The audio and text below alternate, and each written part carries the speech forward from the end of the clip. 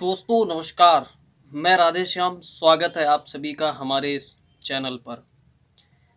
पूरे देश में इस बात पर संशय है, इस बात की चर्चा है कि मोदी सरकार ने जो एक ट्वीट के जरिए एक सूचना दी है कि 18 सितंबर से 22 सितंबर तक 5 दिनों के लिए विशेष सत्र का, संसद के विशेष सत्र का आयोजन किया जाएगा।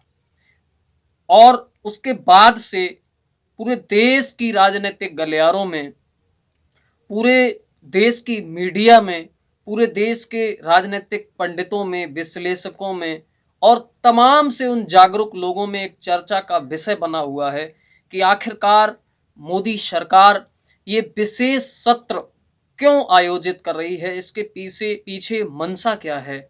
और विशेष सत्र तो किसी रेयर कंडीशन में बुलाया जाता है, जब कोई आपात स्थिति हो, देश किसी मुश्किल परिस्थिति से सामना कर रहा हो। तो वो कौन सी मुश्किल परिस्थिति है जिस मुश्किल परिस्थिति का आभास हो चला है मोदी सत्ता को, और उस मुश्किल परिस्थिति से निपटने के लिए, उस मुश्किल परिस्थिति का सामना करने के लिए मोदी सरकार विशेष सत्र आहूत करने जा रही है।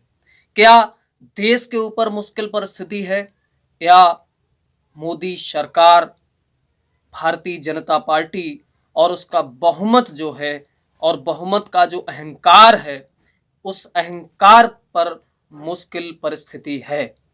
क्योंकि जब से इंडिया अलायंस बना है, इंडिया अलायंस बनने के बाद जो 28-26 पार्टियां उस एक छत के नीचे जब एकजुट हुई, पटना, पटना के बाद बेंगलुरु, बेंगलुरु के बाद महाराष्ट्र, मुंबई, और जब वहां तीनों बैठकों में लगातार भारतीय जनता पार्टी, गोदी मीडिया के पत्रकार जब ये लगातार कहते रहे कि दल मिले हैं, दिल नहीं मिले हैं, लेकिन तीनों मीटिंगों में, तीनों बैठकों में लगातार सारे नेताओं ने जब एकजुट होकर ये संदेश दिया कि हमारे दल भी एक हैं, दिल भी एक हैं, और इंडिया ही इंडिया को बचाने के लिए बना है, और इंडिया ही इंडिया को आगे लेकर जाएगा। ये बात मैं इसलिए कह रहा हूं क्योंकि इन दिनों देश में इंडिया और भारत का भी एक युद्ध छिड़ा हुआ है। एक वर्ग वो है जो कहता है देश का नाम सिर्फ भारत होना चाहिए, एक वर्ग वो है जो कहता है नहीं, India that is Bharat, Bharat that is India, एक ही बात है भाई। लेकिन जब से ये बात सामने आई कि नहीं भारत होना चाहिए, और ये बात विशेषकर तब से सामने आई, मोहन भागवत ने बयान दिया, प्रेसिडेंट ऑफ इंडिया जो राष्ट्रपति के यहाँ से जो निमंत्रण पत्र निकला, उसमें प्रेसिडेंट ऑफ इंडिया की जगह प्रेसिडेंट ऑफ भारत लिख के आया, तब से सियासी बवाल मच गया। और उसके बाद जब नेताओं ने टिप्पणियां करनी शुरू की, तो उनकी टिप्पणियों को तोड़ मरोड़ कर भारतीय जनता पार्टी, गोदी मीडिया के पत्रकार, तिहाड़ जेल से लौटने वाले तथाकथित पत्रकार, वो इस तरह जनता के बीच में परोस रहे हैं कि लोग भारत से नफरत कर रहे हैं। भारत से कोई नफरत नहीं कर रहा। भारत से कौन नफरत कर रहा? नफरत आपके उस एजेंडे से कर रहे हैं जब 2014 का आपने चुनाव लड़ा था, काला धन, 15-15 लाख, 2 करोड़ रोजगार, इन सब के मुद्दों पर जब आपने चुनाव लड़ा था, डीजल, पेट्रोल, महंगाई, रुपया डॉलर की तुलना, घोटालों की एक लिस्ट, इन सब मुद्दों पर चुनाव लड़ने के बाद आपने उन मुद्दों पर काम कितना किया? जन लोकपाल बिल, काला धन, लेकिन उन मुद्दों पर कोई काम नहीं किया। दूसरा चुनाव जब 2019 में आया तो आपको मौका मिला और आप पुलवामा के मुद्दे पर, बालाकोट एयर स्ट्राइक और पुलवामा हमले के मुद्दे पर चुनाव लड़ने चले गए जनता के बीच। लेकिन आपको 24 में जब एक तरफा पराजय नजर आ रही है, और ये बात मैं इसलिए कह रहा हूं क्योंकि जो इंडिया अलायंस बना है, उस इंडिया अलायंस के पास 63 यानी 63% वोट है इस देश का। 2019 के ही अगर आंकड़े देख लिए जाएं तो 63% वोट उस इंडिया अलायंस के पास है। भारतीय जनता पार्टी और एनडीए के पास सिर्फ 37% वोट है। लेकिन सत्ता इसलिए मिली थी क्योंकि वो 37% एकजुट था और ये 63% बिखरा हुआ था। जब जान लिया कि ये 63% जब एक मंच पर है, 50% से ऊपर जब एक मंच पर एक साथ खड़ा हो गया तो पराजय निश्चित है। उस पराजय की छटपटाहट की परिणाम है कि इंडिया शब्द संविधान से ही खत्म कर दो। और इसलिए विशेष सत्र बुलाया जा रहा है। क्यों बुलाया जा रहा है ये तो सरकार ने स्पष्ट नहीं किया, लेकिन ये गलत है। और इसलिए मैं ये बात कह रहा हूं कि आज तक जितनी बार भी विशेष सत्र बुलाया गया, पहले से कार्यसूची बनी, पक्ष विपक्ष सभी को एक सर्वदलीय बैठक बुलाकर सरकार ने अपने एजेंडा से वाकिफ कराया कि जरूरत है इस समय देश को विशेष सत्र बुलाने की, और उसके बाद विशेष सत्र बुलाए गए। कांग्रेस की सरकारें थीं, विशेष सत्र बुलाए गए, तो क्या अटल जी को, अडवाणी जी को पहले से विश्वास में नहीं लिया गया था? लिया गया था, बताया गया था कि एजेंडा क्या है। लेकिन ये सरकार, ये प्रधानमंत्री पहली सरकार है, पहले प्रधानमंत्री हैं जो एकदम तानाशाही की ओर चल रहे हैं। और ये बात मैं इसलिए कह रहा हूं, ये डिक्टेटरशिप नहीं है तो क्या है कि आप विशेष सत्र बुलाएंगे संसद का, लेकिन सांसदों को ही नहीं बताएंगे कि विशेष सत्र बुलाया क्यों जा रहा है। जब आप हर बार ये कहते हैं कि हमें जनता ने चुनकर भेजा है,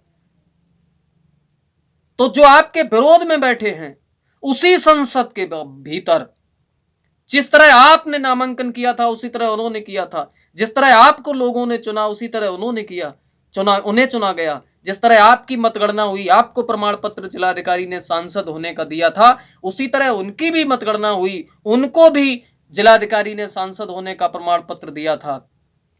और आपको अगर भारत की जनता ने चुना है, तो जो वहां आपके विरोध में बैठे हैं 150 से ऊपर, उनको भी भारत की जनता ने ही वोट दिया था। उनको सीरिया ने नहीं चुना, अफगानिस्तान ने नहीं चुना, ना उनको अमेरिका ने नहीं चुना, पाकिस्तान ने नहीं चुना, चीन से वो चुनकर नहीं आए, वो इसी भारत के जनमानस के चुने हुए नुमाइंदे हैं।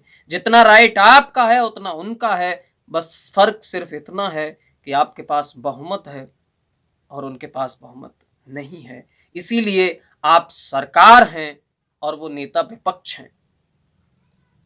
तो सरकार होने का मतलब ये तो नहीं हो जाता कि प्रतिपक्ष को बिल्कुल नकार दो, प्रतिपक्ष खत्म कर दो। बहरहाल फिर भी पूरे देश में जब तमाशेबाजी हो रही है, वन नेशन वन इलेक्शन, ये कौन सा सिगुफा है वन नेशन वन इलेक्शन? क्या मतलब है वन नेशन वन इलेक्शन का? वन नेशन वन इलेक्शन करना है ना, पूरे देश में वन नेशन वन इलेक्शन करिए।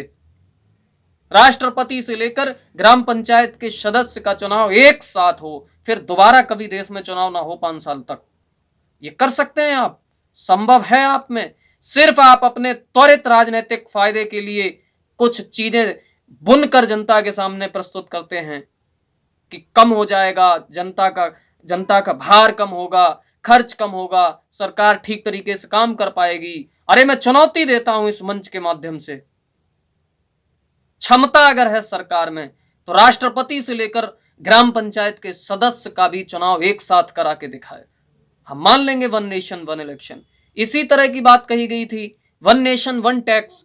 क्या जीएसटी है सिर्फ, और कोई दूसरा टैक्स है नहीं देश में?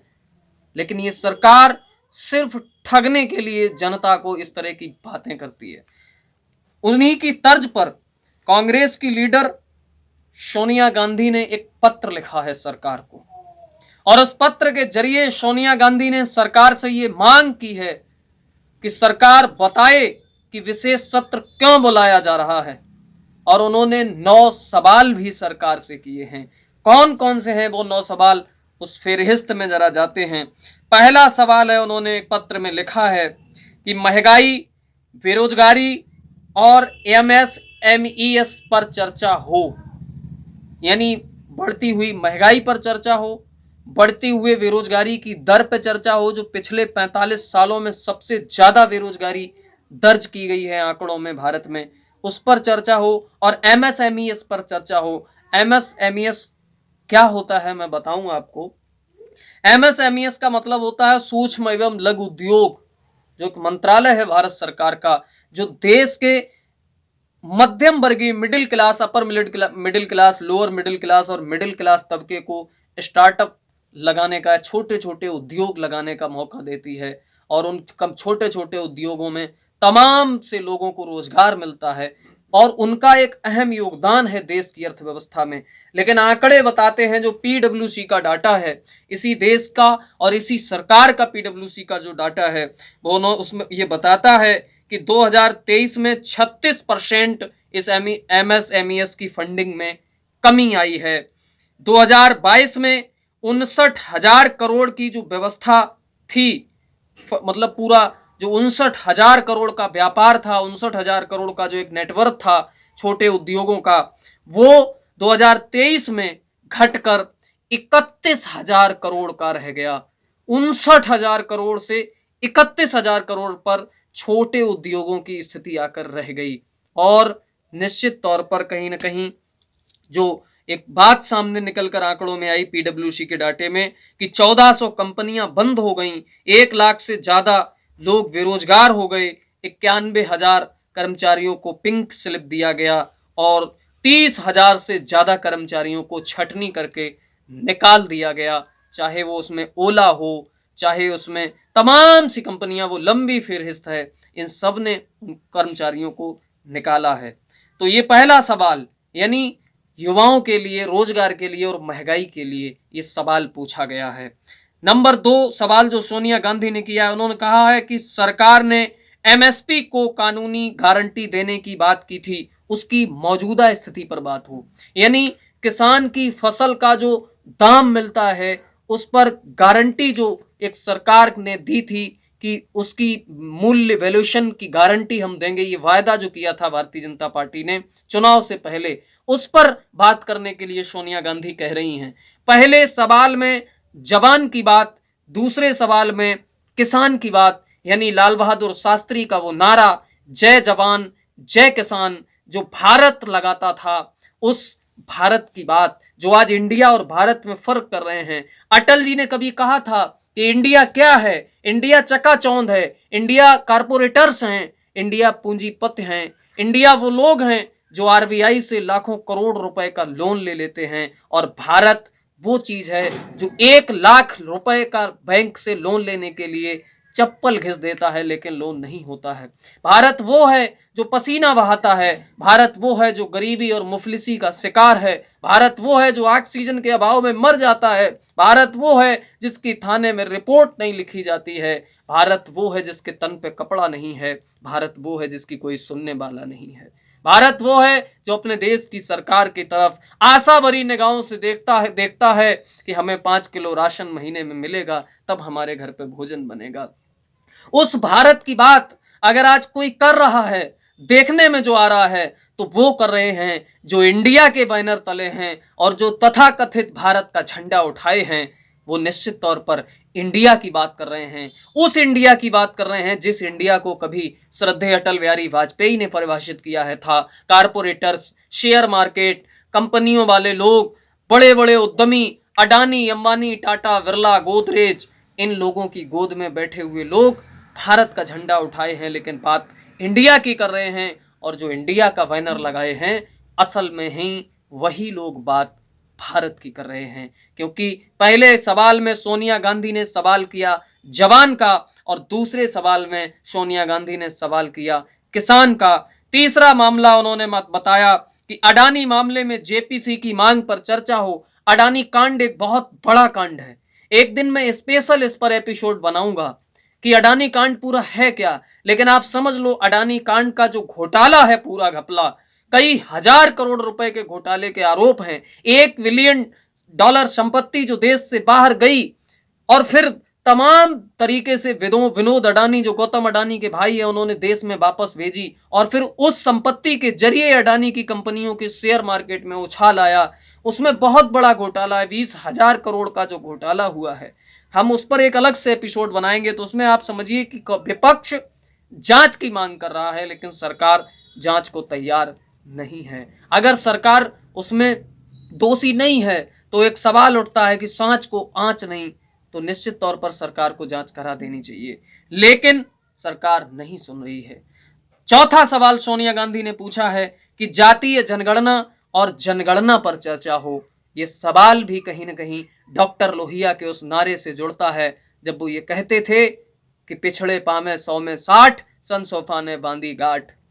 उस नारे से मिलता जुलता ये सवाल है। उन्होंने कहा था कि 100 में 90 शोषित हैं, शोषितों ने ललकारा है, धन धरती और राजपाट पर 90 भाग हमारा है। उस नारे का आज कहीं ना कहीं जमीन पर अगर मांग कर रही है तो वही इंडिया के नीचे खड़ी हुई कांग्रेस पार्टी कर रही है। संघीय ढांचों पर पांचवा उनका सवाल है कि संघीय ढांचों पर हो रहे हमले और गैर बीजेपी शासित राज्यों और उनके अधिकारों से वंचित किए जाने पर चर्चा हो। जिस तरह से जहां भी भाजपा की सरकारें नहीं हैं वहां किस तरह से ईडी और सीबीआई नित्य प्रतिदिन मुजरा करती रहती है, और संघीय जो संघ शासित प्रदेश हैं दिल्ली में क्या दिल्ली सेवा बिल्ला के सरकार की मंशा क्या थी, लाट साहब के डंडे से चलाने की जो मंशा थी, एक चुने हुए मुख्यमंत्री के अधिकारों को छीनकर उसे पंगु व्यवस्था बनाने की जो मंशा थी वो देश के सामने खुलकर आई है। उस पर चर्चा करने की मांग वही इंडिया कर रहा है जिस इंडिया का विरोध भारतीय जनता पार्टी कर रही है। छठा सवाल सोनिया गांधी ने पूछा कि हिमाचल प्रदेश में आई बाढ़ जैसी आपदा और कई राज्यों में बनी अत्यधिक सूखे की स्थिति पर बात हो। ये बात सरकार से सोनिया गांधी ने उस पत्र के माध्यम से कही है। कहीं ना कहीं ये भी उसी भारत की आवाज है जो भारत डूबता भारत है, जो भारत सूखे से आई हुई जमीन में दरारें और उन दरारों में जो जमीन बिल्कुल लोहा बन जाती है जिससे कुछ भी नहीं उगता, अकाल पड़ता है, फिर भूखे पेट माए और बच्चे जब उसके स्तन से दूध नहीं पी पाते हैं, पूरी पूरी रात रोते हैं, तो आंसुओं को टपकाती हुई माएं जब अपने बच्चों को सीने से लगा लेती हैं तो उन माओं की आहें हैं ये जो उस पत्र में पूछी गई हैं। निश्चित तौर पर सातवां सवाल जो पूछा गया है, लद्दाख अरुणाचल प्रदेश की सीमा पर चीन के अतिक्रमण पर चर्चा हो। अगर सरकार ये कहती है कि चीन ने 1 इंच भी जमीन भारत की कब्जा नहीं की है और वहीं विपक्ष ये कहता है कि चीन ने भारत की जमीन पर कब्जा किया है, तो सरकार क्यों नहीं सदन में खड़े होकर उस पर चर्चा कर सकती है। ये भी कहीं ना कहीं उसी भारत की बात है जिस भारत की सीमाओं को सुरक्षित करने की बात सोनिया गांधी कर रही हैं। आठवें सवाल में उन्होंने कहा है कि हरियाणा जैसे अनेक राज्यों में फैले सांप्रदायिक तनाव पर बात हो। ये महात्मा गांधी के उस नारे पर यह सवाल है जब उन्होंने कहा था कि ईश्वर अल्लाह तेरो नाम सबको सम्मत दे भगवान। जो नारे हिंदुत्व के लोग जो ये हिंदुत्व का जो ये ध्वजा लेकर घूम रहे हैं पूरे देश में, उसी हिंदू धर्म में सर्वधर्म संभाव और वसुदैव कुटुंबकम की जो बात की जाती है, वही बात सोनिया गांधी कह रही हैं कि आखिर ये सांप्रदायिक तनाव किसने फैलाया, क्यों फैलाया और इससे निपटने के लिए आपके पास क्या रास्ता है, इस पर बात हो। ये बात 8वें सवाल में सोनिया गांधी ने कही है। और 9वें सवाल में बात कही है सोनिया गांधी ने कि मणिपुर हिंसा पर चर्चा हो। ये 9 सुझाव सोनिया गांधी ने या 9 सवाल सोनिया गांधी ने सरकार के समक्ष रखे हैं, और निश्चित तौर पर ये सवाल इसलिए रखे हैं कि कहीं ना कहीं ये सवाल ही असली भारत के सवाल हैं, ये सवाल ही भारत की आवाज हैं, और जिन सवालों को प्रचारित कर रही है मोदी सत्ता वो सवाल भारत के नहीं हैं, वो सवाल इंडिया के हैं। उस इंडिया के जिस इंडिया के 10% लोगों के पास 72% पूंजी है इस देश की, 1% लोगों के पास 40% पूंजी है इस देश की, 5% लोगों के पास 62% पूंजी है इस देश की, और 50% लोगों के पास यानी समथिंग 70 करोड़ लोगों के पास इस देश की सिर्फ 3% पूंजी है। तो वो कारपोरेटर्स के घरानों को जो इस देश को गिरवी रखने का काम किया है इस सरकार ने, उस सरकार से सोनिया गांधी और कांग्रेस पार्टी और इंडिया गठबंधन उस भारत की आवाज को कह रहा है जिस भारत का जिक्र उन्होंने अपने स्लोगन में किया है। उन्होंने स्लोगन में कहा है कि जुड़ेगा भारत, जीतेगा इंडिया।